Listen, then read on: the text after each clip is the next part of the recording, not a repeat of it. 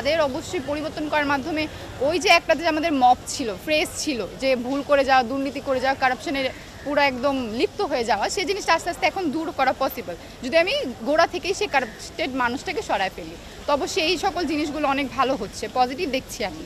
আর এছাড়া যে সকল স্টেপস নিচ্ছে, অবশ্যই 1 মাসের মধ্যে পুরো বাংলাদেশ চেঞ্জ করা পসিবল না।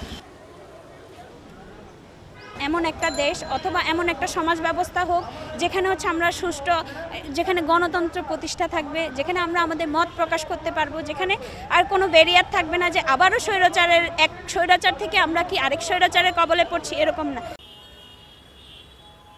Obviously, one of the demands of the students was to repair the state, they undertake some deep reforms, and the sky-high expectation of the people, and they have already started that. So I would say that they have had a good start, but they have a long way to go, and what they are faced with, nobody should envy them.